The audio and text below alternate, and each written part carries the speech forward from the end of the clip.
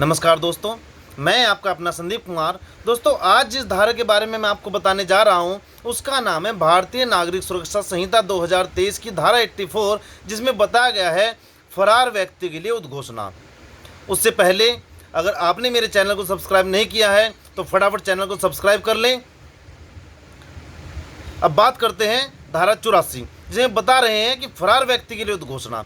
इसके क्लोज 1 में बताया गया है कि यदि किसी न्यायालय को चाहे साक्ष्य लेने के पश्चात या लिए बिना यह विश्वास करने का कारण है कि कोई व्यक्ति जिसके विरुद्ध उसने वारंट जारी किया है फरार हो गया है या अपने को छिपा रहा है, जिससे ऐसे वारंट को निष्पादन नहीं किया जा सकता, तो ऐसा न्यायालय उससे यह अपेक्षा करने वाली लिखित उद्घोषणा प्रकाशित कर सकेगा कि वह व्यक्ति विनिर्दिष्ट स्थान में और विनिर्दिष्ट समय पर, जो उस उद्घोषणा के प्रकाशन की तारीख से कम 30 दिन पश्चात का होगा, उपस्थित हो।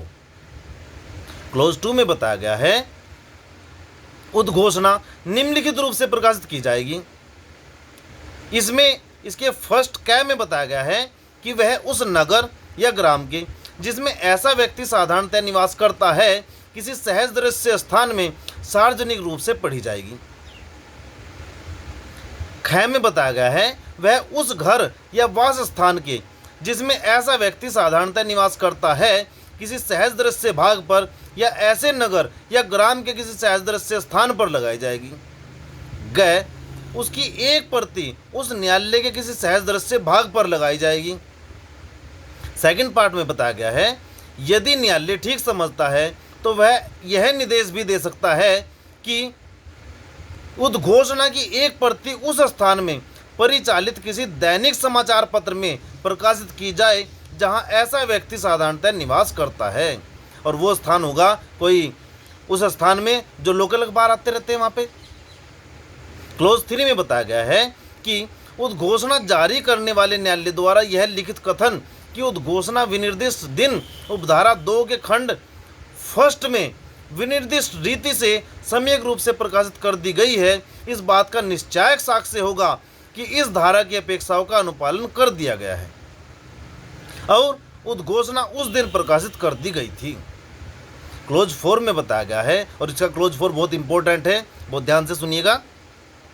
इसमें बताया गया है कि जहां उपधारा 1 के अधीन प्रकाशित की गई उद्घोषणा ऐसे अपराध के अभियुक्त व्यक्ति के संबंध में जिसे भारतीय न्याय संहिता 2023 या तत्समय प्रवृत्त किसी अन्य विधि के अधीन 10 वर्ष या अधिक के कारावास से या आजीवन कारावास या मृत्यु दंड से दंडनीय बनाया गया है, और ऐसा व्यक्ति उद्घोषणा में अपेक्षित विनिर्दिष्ट स्थान और समय पर उपस्थित होने में असफल रहता है, तो न्यायालय तब ऐसी जांच करने के पश्चात जैसी वह ठीक समझता है उसे उद्घोषित अपराधी प्रकट कर सकेगा और उस प्रभाव की घोषणा कर सकेगा।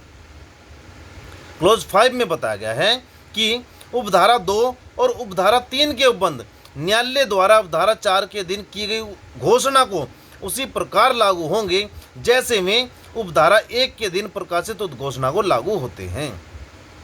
आइए भी विस्तार से इस धारा के बारे में चर्चा करते हैं। देखिए, इस धारा में ऐसे व्यक्ति के विरुद्ध उद्घोषणा के संबंध में प्रावधान किया गया है जो गिरफ्तारी के वारंट से बचने के लिए फरार हो गया है या अपने आप को छिपा रहा है। इसकी उपधारा 1 में बताया गया है कि जब न्यायालय को विश्वास हो जाए कि कोई व्यक्ति जिसके विरुद्ध गिरफ्तारी का वारंट जारी किया गया है उसके निष्पादन को असफल बनाने के उद्देश्य से फरार हो गया या अपने आप को छिपा रहा है, तो वह न्यायालय इस आशय की उद्घोषणा प्रकाशित कर सकेगा कि वह व्यक्ति एक विनिर्दिष्ट स्थान में और विनिर्दिष्ट समय पर, जो उद्घोषणा के प्रकाशन की तारीख से 30 दिन से कम का नहीं होगा, उपस्थित हो। इसमें एक शब्द बताया गया है शुरू में ही, फरार। फिर फरार शब्द से अभिप्राय क्या है वो मैं आपको इस धारा में बता रहा हूं। फरार शब्द को न्यायालय की भाषा में मफरूर भी कहा जाता है। फरार हो जाने से अभिप्राय अपने आप को गिरफ्तारी से बचाए एवं छिपाए रखने के उद्देश्य से अपने सामान्य निवास स्थान अथवा कारोबार के स्थान को छोड़कर कहीं अन्यत्र चला जाना है। लेकिन यदि कोई व्यक्ति मात्र एक दिन के लिए अपने निवास स्थान से अनुपस्थित रहता है अथवा एक अस्पताल से दूसरे अस्पताल में चला जाता है तो उसे फरार हो जाना नहीं कहा जाएगा। मान लीजिए वो बीमार है, वो किसी हॉस्पिटल में एडमिट है और वो उस हॉस्पिटल से किसी अन्य हॉस्पिटल में अपने ट्रीटमेंट के चला जाता है तो उसको फरार नहीं माना जाएगा, न इसको फरार कहा जाएगा। फिर यहाँ एक केस बताया गया है, स्टेट ऑफ मध्य प्रदेश बनाम Pradeep Sharma, AIR 2014 supreme court. इस मामले में उच्चतम न्यायालय द्वारा यह भी निर्धारित किया गया है कि फरार व्यक्ति अग्रिम जमानत का हकदार नहीं है।